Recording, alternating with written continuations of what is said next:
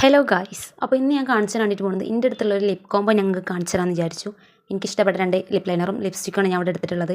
ഞാൻ അവിടെ എടുത്തിട്ടുള്ള ലിപ് ലൈനർ സ്വിസ് ബ്യൂട്ടിയുടെ ആണ്. ഇതിനെക്കുറിച്ച് എനിക്കൊന്നും പറയാനില്ല ഗൈസ്, അത്രയും അടിപൊളി എന്ന് പറഞ്ഞാൽ അത്ര അടിപൊളിയാണ്. ഏതൊരു ലിപ്സ്റ്റിക്കിൻ്റെ കൂടെ ഇത് അടിപൊളിയായിട്ട് വെയർ ചെയ്ത് പോകാൻ പറ്റും ഗൈസ്. കണ്ടില്ലേ, ഇത് ഞാൻ ഇടുമ്പോൾ തന്നെ നിങ്ങൾക്ക് മനസ്സിലാവും എന്തതിൻ്റെ ഷെയ്ഡ് കളർ എന്നൊക്കെ ഉള്ളത്.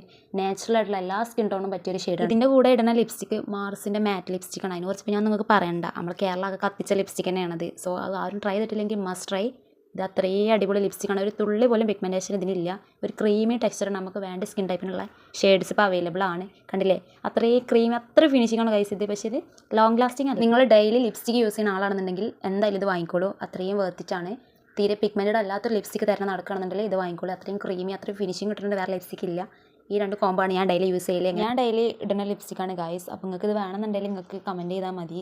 അപ്പോൾ ഇന്നത്തെ വീഡിയോ ഇത്രയൊക്കെ ഉള്ളൂ. ഇഷ്ടപ്പെട്ട എന്തായാലും ലൈക്ക് ചെയ്യുക, ഷെയർ ചെയ്യുക. ഇന്നത്തെ വീഡിയോ ഇത്രയേ ഉള്ളൂ. എന്തായാലും സബ്സ്ക്രൈബ് ചെയ്യുക. വേണമെന്നുണ്ടെങ്കിൽ ഇതിൻ്റെ ലിങ്ക് ചോദിച്ചാൽ മതി, ഞാൻ തരാം. അപ്പോൾ ഓക്കെ, ടാറ്റാ, ബൈ ബൈ.